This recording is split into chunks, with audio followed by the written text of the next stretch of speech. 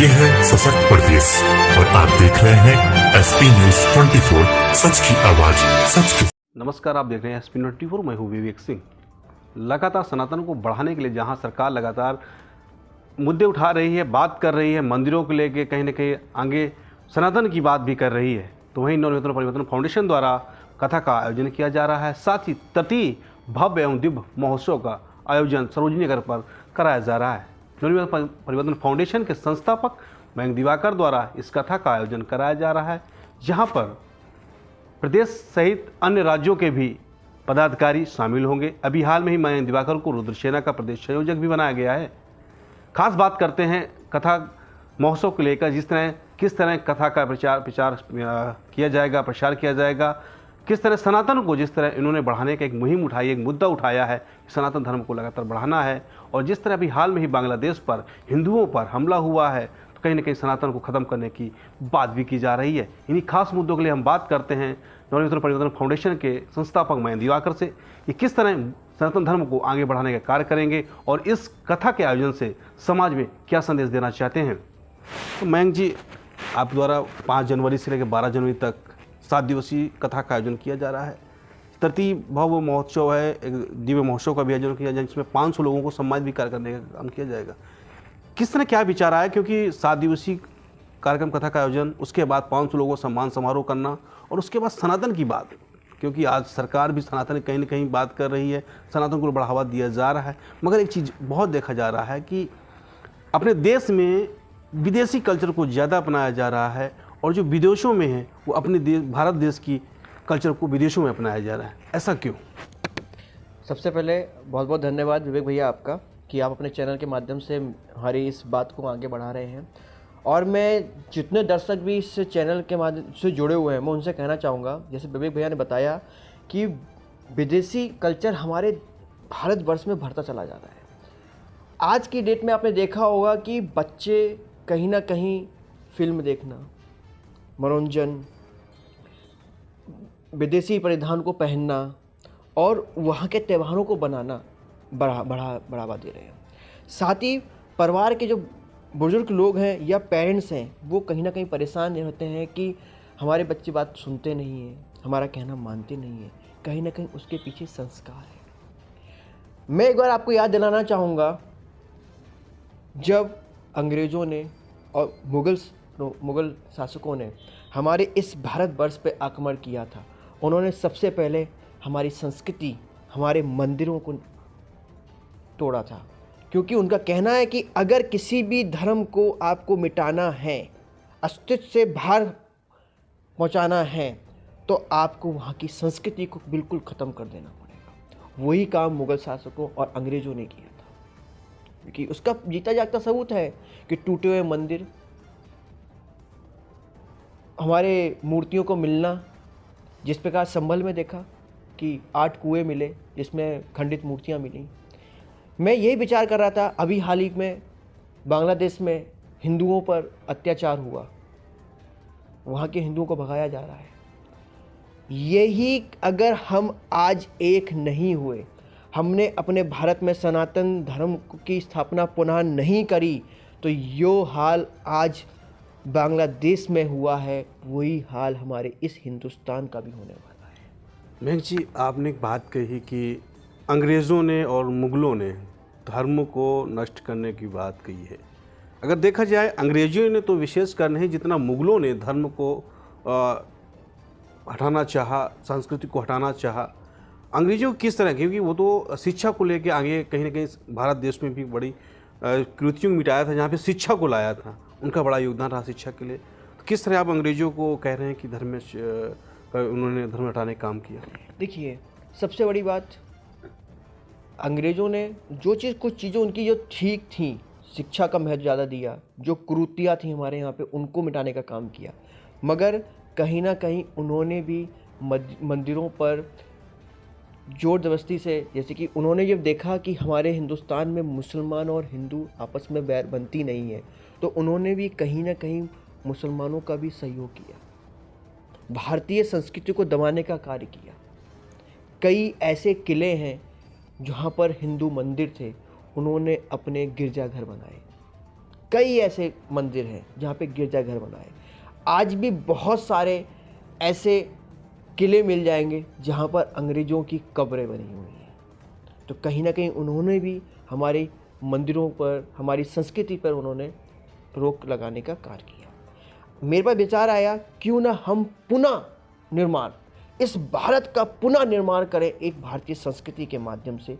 तभी मैंने अपनी संस्था का नाम नव निर्माण परिवर्तन फाउंडेशन रखा। पता नहीं मैं कब तक नया निर्माण कर पाऊंगा, मगर एक मुहिम जरूर चलाऊंगा कि इस भारत का नया निर्माण जरूर हो। रही बात हमारे कार्यक्रम की, जो 5 जनवरी से 12 जनवरी तक तृतीय भव्य एवं दिव्य महोत्सव का आयोजन किया जा रहा है, जिसके अंतर्गत हम संगीत में श्री राम कथा का आयोजन कर रहे हैं। हम प्रदेश से अलग अलग जिलों से ऐसे महाजनों को बुला रहे हैं जो भारतीय संस्कृतियों को आगे बढ़ा रहे हैं, चाहे वो गायन के माध्यम से, चाहे वो नृत्य के माध्यम से, चाहे वो मूर्ति कला हो, चाहे वो पुजारी हो, चाहे वो समाज सेवी हो, जो भारतीय संस्कृतियों को आगे बढ़ा रहे हैं, चाहे वो छोटा या बड़ा हो। ऐसे 501 महाजनों को हम भारतीय संस्कृति रक्षा सम्मान से सम्मानित करेंगे। तो ये जिस तरह 5 दिवसीय या 7 दिवसीय कथा का आयोजन है, कहीं ना कहीं देखा जाए सनातन की बात, तो क्या इस पर कोई विशिष्ट नेता या कोई पंडित या जो कथा आयोजक होगा वो कौन होगा, कहाँ से आ रहे हैं? क्योंकि अगर देखा जाए तो कथावाचकों का भी बड़ा कहीं ना कहीं प्रचलन चल रहा है, क्योंकि ज्ञान होना बहुत ज़रूरी है। बिल्कुल, मैं आपको बताना चाहूँगा, इस कार्यक्रम के लिए मैं नेमी शरण से परम पूजनीय श्री आलोक जी महाराज जी को ला रहा हूँ, और कई कथाएं वो लखनऊ में कर चुके हैं और हमारे क्षेत्र में भी करी है। उनकी कथाएं अगर एक बार ज़रूर आप सुनेंगे, देखिए जिनके नाम बड़े होते हैं उनको सब जानते हैं, कहीं ना कहीं छोटे लोग भी बहुत अच्छा कार्य कर जाते हैं। इसलिए परम पूज्य श्री आलोक जी महाराज जी की कथा एक बार सुने और ज़्यादा से ज़्यादा लोग इस कथा में पहुँचें, क्योंकि ये कथा नहीं होगी, इसमें पाठ जीवित किए जाएंगे। हम एक तरफ कथा का मंचन होगा और दूसरी तरफ पाठ का मंचन होगा। किस प्रकार से राम वन को गए, किस प्रकार से कैकेयी ने वचन मांगा, किस प्रकार से केवट नाव से लेकर गए, किस प्रकार से भरत मिलाप हुआ, किस प्रकार से रावण का वध हुआ, किस प्रकार से राम जी का विवाह हुआ। ये सारा मंचन हम अपने मंच के द्वारा लोगों तक पहुंचाएंगे। हम बच्चों को दिखाएंगे कि सच में ये राम कथा एक दिव्य कथा है। जिस व्यक्ति ने राम कथा का स्मरण कर लिया, सुमरन कर लिया, कहीं ना कहीं वो अपने जीवन में बहुत ऊंचाइयों तक जाएगा। एक चीज़ है कि 7 दिन का मामला है, कहीं ना कहीं सहयोग की आवश्यकता भी पड़ेगी। बिल्कुल। क्या लगता है कि जो समाज सेवी हैं, अन्य सनातनी हैं, इस पर किस तरह आपका मदद कर सकते हैं, किस तरह सहयोग कर सकते हैं, क्योंकि 7 दिन का? देखिए, सहयोग 3 प्रकार से होता है, तन, मन और धन। तो मैं सभी समाज सेवियों से, सभी श्रोताओं से, सभी प्रियजनों से, सभी धर्म अनुरागियों से कहना चाहूँगा, आप लोग इस तृतीय भव्य एवं दिव्य महोत्सव में बढ़ चढ़ के हिस्सा दें। आपको लगता है हम तन, मन, धन जिस प्रकार से सहयोग कर सकते हैं उस प्रकार से सहयोग करें, क्योंकि ये महोत्सव नहीं, एक सनातनी धर्म का दिव्य और भव्य महोत्सव होने वाला है। इस पावन धरती में, लखनऊ की धरती में ऐसा महोत्सव पहले नहीं होगा। मैं विश्वास दिलाता हूँ ये महोत्सव ऐसा होने वाला है, और मैं आशा करता हूँ हमारे उप मुख्यमंत्री ब्रजेश पाठक जी को मैं निमंत्रण देने जा रहा हूँ, और बहुत सारे हमारे जो भारतीय संस्कृति को आगे बढ़ा रहे हैं नेता लोग, हमारे मंत्री लोग, ऐसे लोगों को मैं ज़रूर इसमें निमंत्रण देकर मैं भव्य प्रोग्राम में आमंत्रित करूँगा। किसी में एक नव निर्माण परिवर्तन फाउंडेशन लगातार कहीं ना कहीं समाज सेवा में लगातार काम करता रहा है, क्योंकि आप तो छोटी उम्र से लगातार कहीं ना कहीं समाज सेवा में रहे हैं। आपने देखा है कि सनातन को लोग कितनी पीछे लोग बातें करते हैं और सनातन को बढ़ाने का काम कम, गिराने की बात ज़्यादा करते हैं। तो ऐसे उन लोगों पर क्या मैसेज देना चाहेंगे संगठन के द्वारा? मैं ऐसे लोगों को वही बोलूँगा कि वो हिंदू नहीं, वो राक्षस भी नहीं, वो नर्क के कीड़े भी नहीं, जो हिंदू धर्म के आयोजन में सहयोग नहीं करते हैं। पीठ पीछे तो बहुत बोलते हैं, बहुत बोलेंगे, ऐसा नहीं, वैसा नहीं, वैसा नहीं।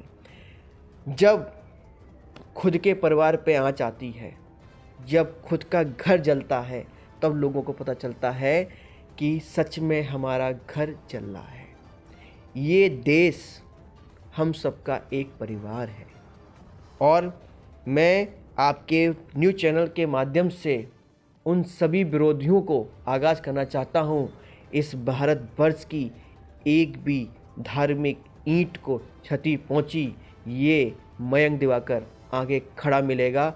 अभी इस महोत्सव के बाद में हम एक पद यात्रा, सनातन जोड़ो पद यात्रा निकालेंगे, जिसमें हम उन सभी सोए हुए भाइयों को इस पद यात्रा के माध्यम से जोड़ेंगे, और उन लोगों को भी जिन्होंने अपना धर्म बदल लिया हो, चाहे वो क्रिश्चियन धर्म के हों, चाहे वो मुसलमान धर्म में कन्वर्ट हो गए, ऐसे कई परिवारों को हम पुनः अपने इस सनातन धर्म में वापस लेकर आएंगे। क्योंकि जब तक हमारा ये धर्म मजबूत नहीं होगा, सनातन धर्म एक नहीं होगा, क्योंकि हम इस राष्ट्र को हिंदू राष्ट्र बनाकर रहेंगे, तभी हम पूरे विश्व में अपना एक परचम लहरा पाएंगे सनातन धर्म का।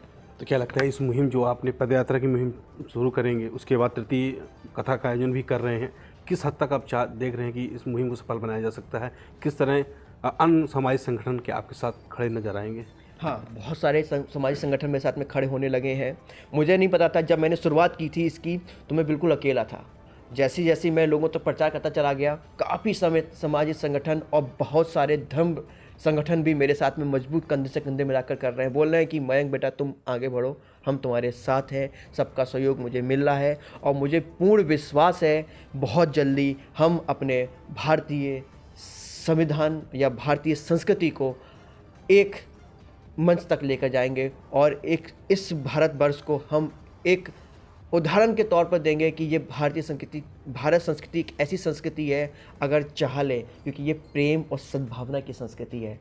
हमेशा युगों युगों से इस संस्कृति प्रेम रीति चली आई है, तभी तो जो भी हमारे इस देश में शरण लेने आया उसको हमने शरण दिया, क्योंकि अतिथि देवो भव का प्रचलन हमारे यहाँ पे रहा। और अतिथि देवो भव का क्या हुआ? उन्हीं अतिथियों ने हमारे इस भारतीय संस्कृति को क्षति पहुँचाने का कार्य किया है, वो दोबारा नहीं होगा अब। मयंक जी, आपके साथ जो कथा का आयोजन है 5 से 7 जनवरी तक का, आपसे कैसे लोग इस मुहिम से आपसे जुड़ सकते हैं, कैसे आपसे संपर्क कर सकते हैं और किस तरह आपकी मदद कर सकते हैं? जुड़ने के लिए मेरा नंबर है 8948976917। ये मेरा व्हाट्सअप नंबर है, कॉलिंग नंबर है। आप लोग मुझे कॉल करके जुड़ सकते हैं, और सहयोग करना चाहते हैं तो सहयोग बहुत, जैसे मैंने बताया, तन मन धन से सहयोग होता है। आप हमारे यहाँ पे शारीरिक संबंध भी कर सकते हैं, संस्था में आ सकते हैं, और अगर आप चाहते हैं सहयोग करने के लिए तो आप हमें सहयोग भी कर सकते हैं। सहयोग करने के लिए हमारे नंबर पर संपर्क करिए, हम आपको बता देंगे क्या सहयोग आप सहयोग कर सकते हैं। क्योंकि भव्य भंडारा भी होगा, सारी झांकी भव्य तरीके से होगा, क्योंकि आयोजन बहुत बड़ा है और सबका सहयोग चाहिए इसमें। बिल्कुल। तो आप थे हमारे साथ फाउंडेशन के संस्थापक मयंक दिवाकर जी, जिन्होंने सनातन की बात अच्छे से पेश की, और 5 जनवरी से लेकर 12 जनवरी तक जो कथा का आयोजन किया जा रहा है उस पर समस्त क्षेत्रवासियों और प्रदेश के अन्य जिलों से लोगों से सहयोग करने की गुहार लगाई है, और सनातन को आगे बढ़ाने की जो मुहिम शुरू करेंगे उस पर भी बढ़ चढ़कर हिस्सा लेने की बात कही है। लखनऊ से कैमरामैन मुकेश के साथ SP24 के लिए विवेक सिंह।